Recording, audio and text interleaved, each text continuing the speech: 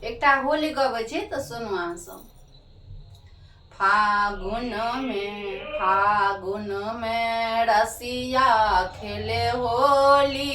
फागुन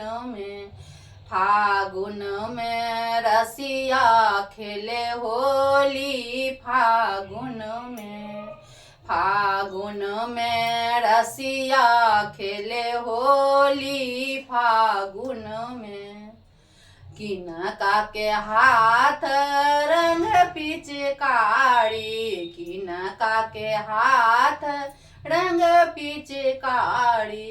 किनका के हाथ अबीर झोरी। फागुन में किनका के हाथ अबीर झोरी। फागुन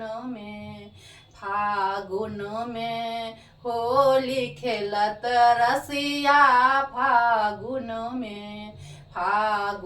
में होली खेलत रसिया।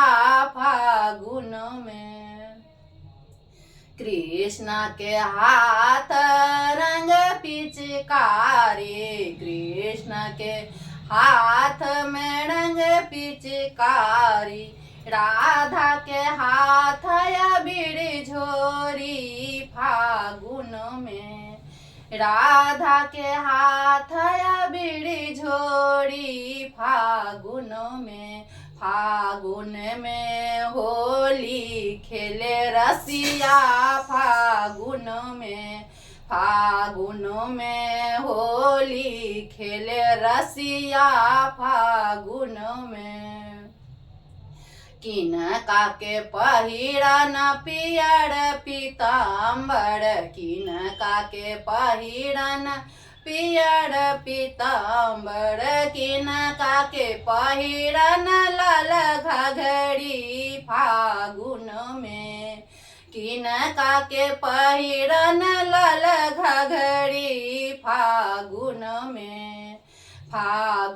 में होली खेले रसिया।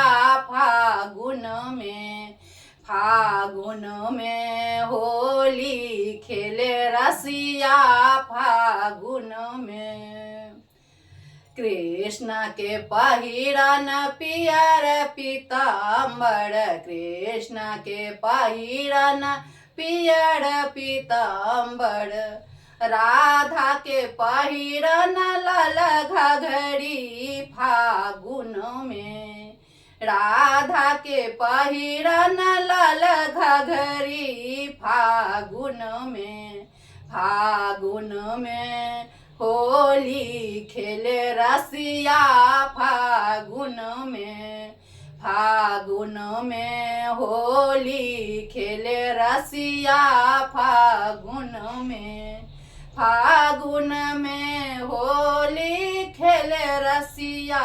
फागुन में किनका के भिजलनी पियरी पगड़िया। किनका के भिजलनी पियरी पगड़िया। किनका के भिजलन सिर चुंदड़ी। फागुन में किनका के भिजलनी सिर चुंदड़ी। फागुन में होली खेले रसिया। फागुन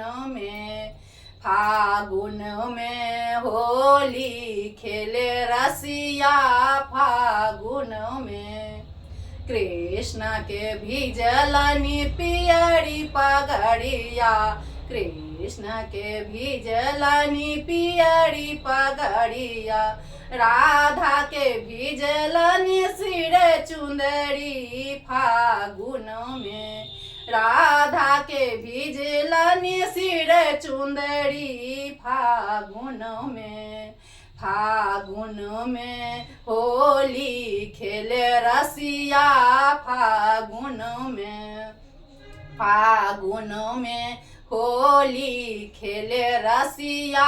फागुन में किनका के भोजन माखन मिश्री। किनका के भोजन माखन मिश्री।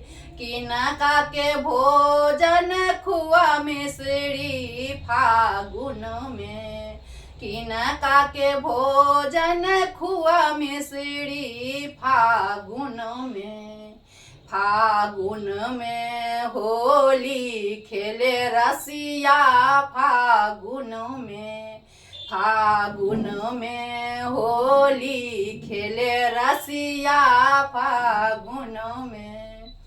कृष्ण के भोजन माखन मिश्री, कृष्ण के भोजन माखन मिश्री, राधा के भोजन खुआ मिश्री फागुन में, राधा के भोजन मखन मिश्री फागुन में। फागुन में होली खेले रसिया फागुन में, फागुन में होली खेले रसिया फागुन में।